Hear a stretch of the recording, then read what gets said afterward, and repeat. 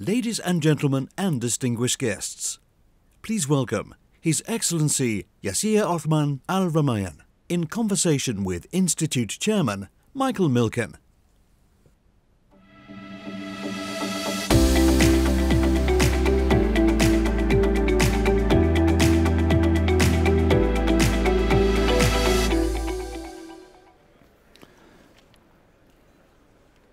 Welcome. It's a wonderful way to start what for me is the fourth day of our MENA summit here in Abu Dhabi in 2019 February. Over the next 90 minutes, we'll be focused on a regional overview that includes the Middle East, North Africa, and the broader African continent. And we welcome President Kagame to close this session. But first, I want to introduce a person that I am proud to call my friend, Yasir, who has an extremely important job running the Public Investment Fund, or PIF, of Saudi Arabia. Not only for Saudi Arabia, where the majority of the assets are invested today, but for the world, because the objective of this fund is to eventually, by 2030, be 50% invested in domestic and 50% invested internationally. So one, I am honored to be able to call you Yasir as a friend, and I really want to thank you for joining us today. My visits to Saudi Arabia have been enlightening over a long period of time, and I think one of the things we discovered at the Institute over the years is how people get misimpressions. And His Royal Highness Prince Turki was commenting when he went to the United States at 13 years old to go to school.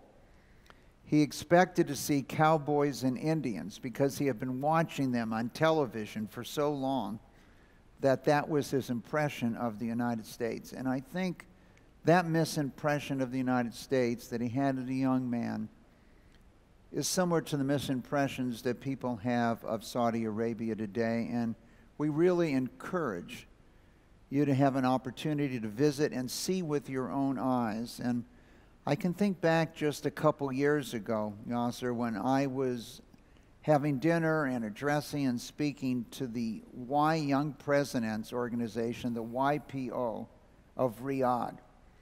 And the questions, their focus on their business, how to grow their businesses.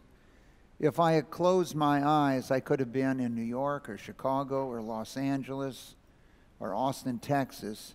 The sophistication, the challenges, many of them the same, but dealing with the different demographics with just how young the population was. To start, I think if you could give us a brief overview of where PIF has come from over the past few years, where you're headed between now and your goals of 2030. Two of your investments at PIF have received a great deal of attention, and perhaps they give us a glimpse into the fund's strategies. One are the Blackstone Infrastructure Fund. Sure. And the other is SoftBank's Vision Fund. And I had asked Yasir earlier whether Massa was paying royalties on the Vision Fund, where he stole the name from Vision 2030 from Saudi Arabia, and he informed me that in their forgiveness of them that they are not charging him royalties for the use of the word vision. So let's start with the Vision Fund. Excellent. Good morning, and thank you for having me, Mike. It's honored to have you with us today. Thank you. The Vision Fund started in 2016, the first time I met with Massa in Tokyo. And I was part of a delegation with Prince Mohammed bin Salman, the Crown Prince now. And prior to that meeting, 3 months earlier, I just want to take you back in history. I was sitting with the Crown Prince, who's our chairman of the Public Investment Fund. And we were discussing the things that we should be investing in internationally, because most of our investments then were more than 90% of our investments are domestic investments. So one of the things that we discussed was the Internet of Things, the artificial intelligence, the robotics, and the biotechs. And these are the things of the future and what the future is going to bring to us. So when I sat down with Masa and that day in Tokyo, he was talking about his singularity concept, and it includes Internet of Things, artificial intelligence, robotics, and biotech. So our visions were really aligned, what he trying to achieve and what we're trying to have and to get. So that's why we immediately clicked. And we looked at his track record. I mean, Masa is a very known investor, and he did one of the greatest investments in Alibaba out of nothing, coming back from losing more than 95% of his wealth, going back to doing marvelously well, and with really about 40+% IRR returns for the past 10 years or so. So that's why we decided to put the investment with him. Now, some people say maybe this is too aggressive. It could be, you know, a size of $40 billion investment with the largest ever fundraising in the history of fundraising, 100 billion, is definitely a big thing. But to us, it's still a fraction of our assets under management. And we need to be in more futuristic investments rather than being on the more traditional investments or conventional investments. Going back to the Blackstone, the requirement for infrastructure in the US today is more than $2 trillion. This fund is, hopefully it will go up between 40 to 50 billion, and we're committed for 20 billion. And we think there are a lot of things that we can do in the infrastructure, mainly in the US and the rest of the world. And I think Blackstone is one of the best candidates for us, or partners for us, to be in this kind of investment. Because before we started, we went to all the potential partners, and we ended up with Blackstone. So that's why we're in these two mega investments or big partnerships with these two firms. Let's talk about some of the investments in the Vision Fund, where those companies have now been deployed in Saudi Arabia. Right. Created jobs. Let's start with Uber. Uber, it's our second direct investment, international one. The first was in POSCO, Korea, and the second one, and again, it's the largest single investment in a private equity. It was $3.5 billion on a private equity deal. That was the largest, and still is. It's bringing, now it came to Saudi, and it brought more than 150,000 jobs to young Saudis mainly, which is really a great thing. And that's what we're trying to do with our international investments. It's not only the diversification of our investments, because we don't want to have the whole thing in Saudi. And if it's in Saudi, it's going to be great, of course, for developmental purposes and what have you. But at the same time, it's going to be very heavily correlated to the oil prices. And that's something we want to avoid, the volatility in oil prices. So that's why we're going internationally. In addition to that, we're bringing back some of these companies to Saudi to improve our local economy, domestic economy. And at the same time, it's increasing our local content. So some of the investments that we're working on right now is in waste management and renewable energies and entertainment. All of these things are bringing local content. I'll give an example. Saudis are spending, on an annual basis, $20 billion on tourism outside of Saudi. We want to bring some of that back to Saudi.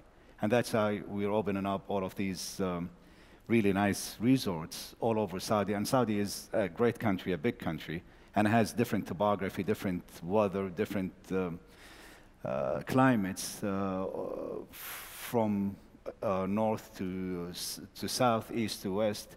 So we're opening it up and we're bringing back some of these local content to Saudi.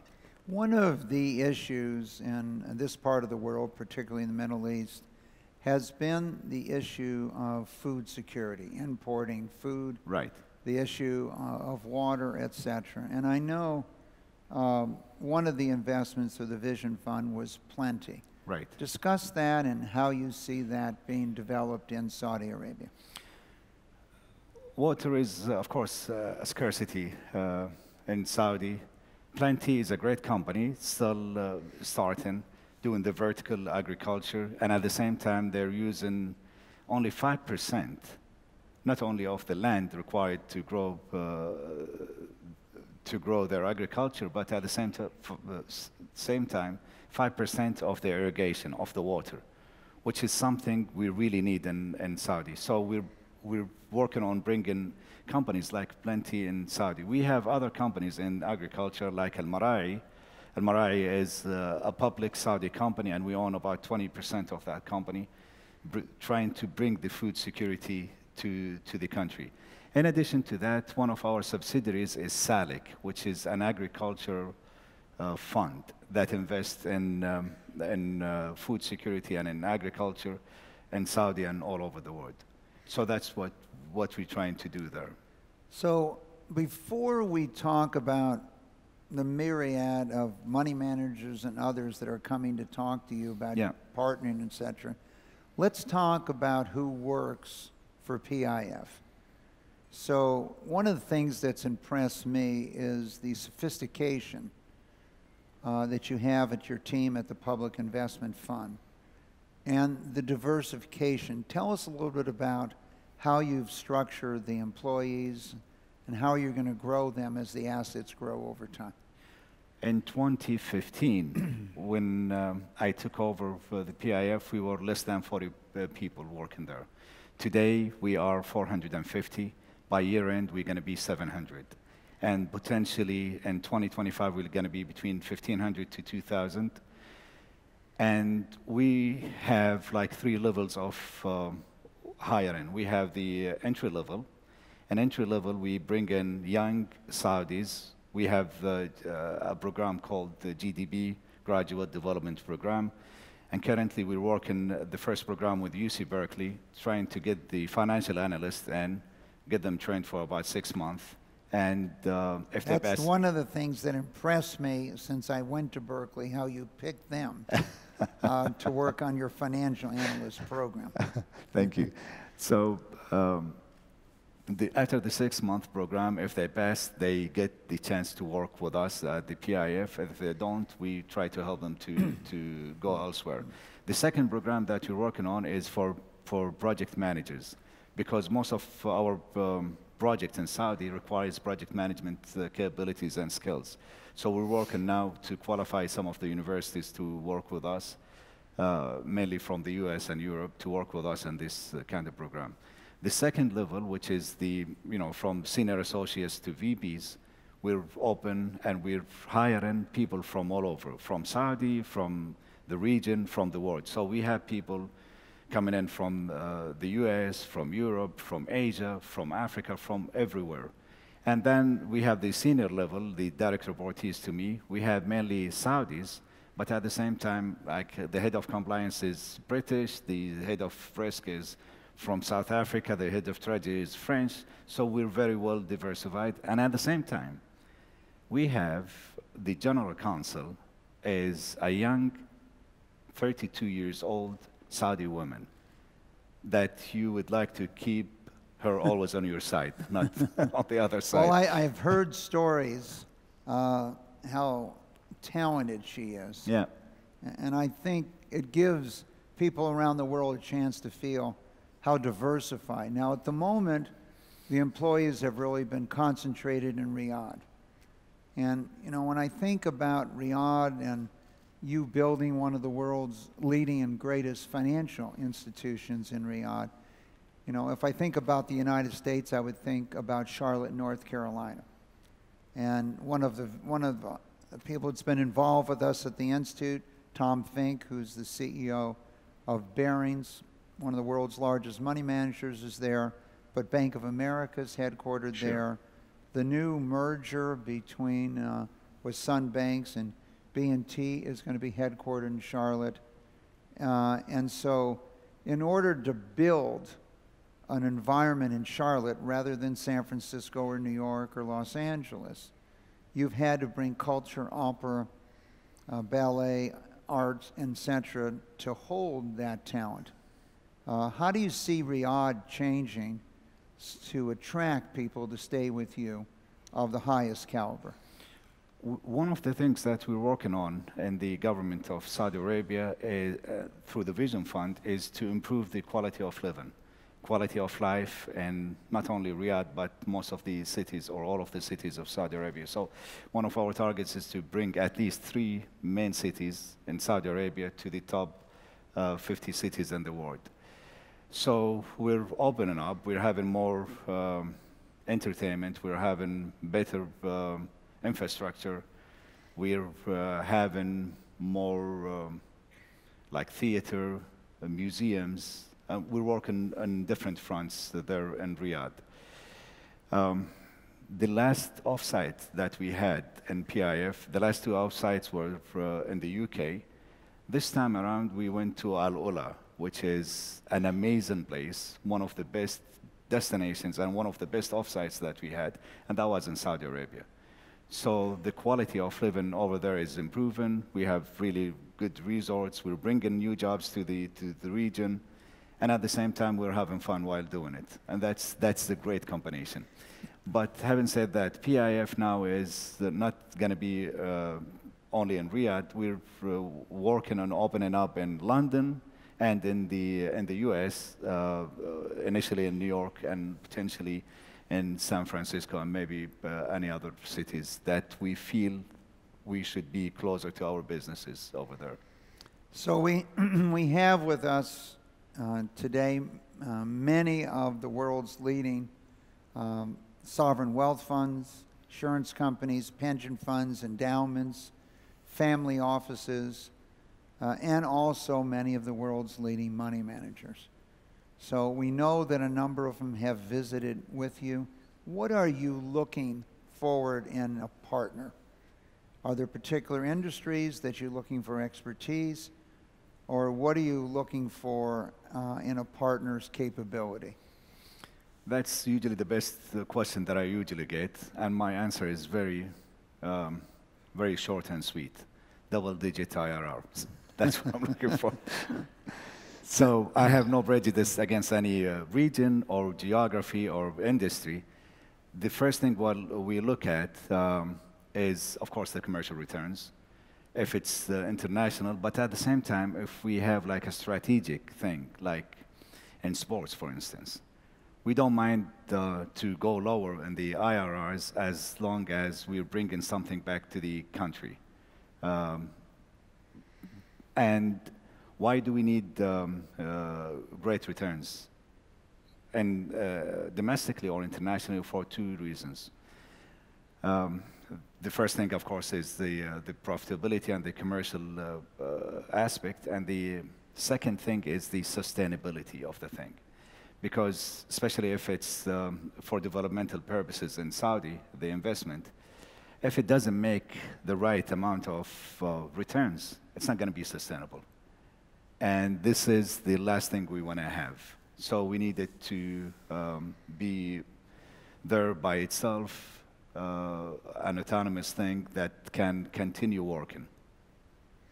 I think whereas the Milken Institute is nonpartisan, one of the things that we've been very focused on is the free enterprise system and access to capital. And one of the things that's impressed me greatly over the years is the young entrepreneurs, both men and women, in Saudi Arabia today. And if I'm a smaller, medium business, but I think I have great potential, how do I interact with PIF? We have one of our subsidiaries, a company called Sanabil. Sanabil was formed in 2007, and they were doing mostly the same things that we do in PIF. So when I took over, I said, what are we going to do with Sanabel? Should we dismantle it and bring it in PIF, or should we maybe change the mandate? And one of the things that we all agreed on, and I'm the chairman over there, is to change the strategy and mandate of Sanabel. So now they're looking for everything from angel to post-IPO. So it's early stage investments. And with these early stage investments, it's usually a small tickets, not only internationally, but in Saudi Arabia. So that's one thing. The other thing that we started to do and established was a fund of funds for SMEs. So we allocated 4 billion riyals, that's more than $1 billion, to partner up with any fund manager, asset manager, who is working on investments in SMEs in Saudi Arabia. And that's part of the contribution that we're trying to bring in to the table in the SMEs world in Saudi. I think in closing, as we step back and look at the tremendous progress, I was on the East Coast of the U.S. Last week, and I got an email with a video of a concert outside Riyadh. And tens of thousands of men, women dancing, listening to music.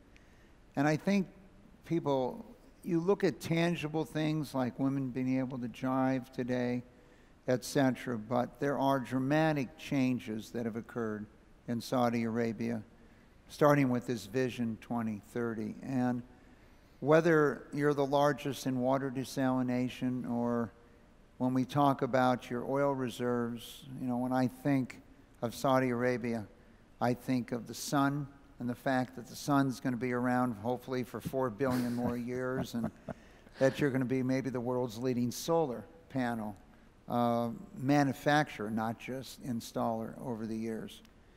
My very first speech on Wall Street in 1969 was the best investor was a social scientist, and understanding the needs of society.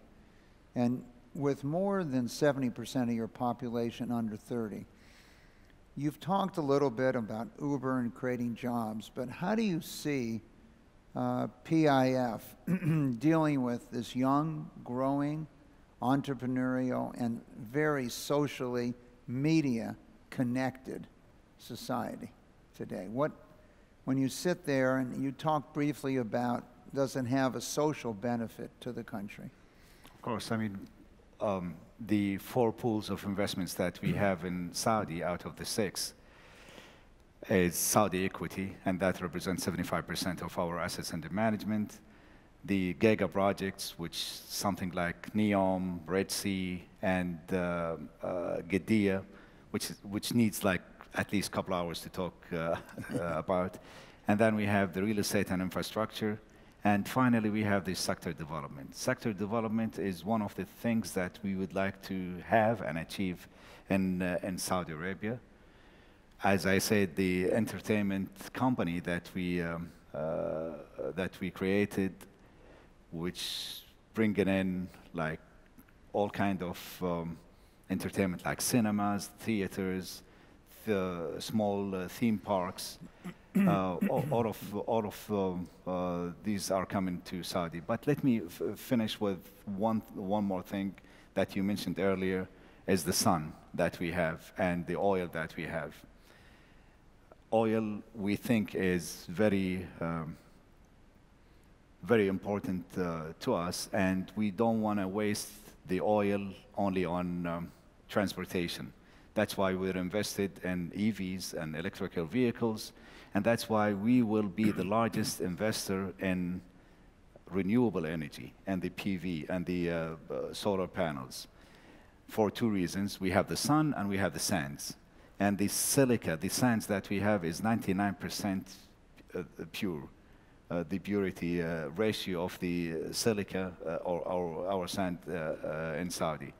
So we're not going to be only doing installation of PV, but we will do the manufacturing. Our target is to have like 200 gigawatt to 400 gigawatt of production and installation of PV. And this is, and just to put things in perspective, the largest project that we have today in the world is 700 megawatt, we want to do 200 to 400 gigawatt. So that's a massive scale up. We have companies like Aqua Power, which is one of our subsidiaries. We have an investment of about 25%, and we're bringing it up maybe to 40%, is basically doing that, doing the manufacturing and doing the installation. So why we're doing it? Because oil is very important to us, and we think there are going to be more industries that will have the oil input, like petrochemical to oil to petrochemical, which is very important. And the last thing is, we want to keep oil because oil is diminishing product. And in China and Russia and parts of the US, the depletion rate is increasing. And the only place on earth that has maybe 60 plus years of reserves is Saudi Arabia. So we would like to keep it as a product. And I want to, in concluding, just congratulate your leadership at PIF on its vision in these areas. You know, one of the areas that many of the investors around the world have been focused on is this environmental issue that is you become potentially the largest investor in alternative energy. And I also want to thank you and the leadership of the country for your contributions when the world was concerned about the rising price of oil last year. You increased your production, and then when producing nations like the United States were concerned about the dropping price, and many of our investors, investments in the energy industry, you've reduced. So I think you have proved to be not only moving into the 21st century, but a responsible partner for everyone. Thank you for joining us today. Thank you.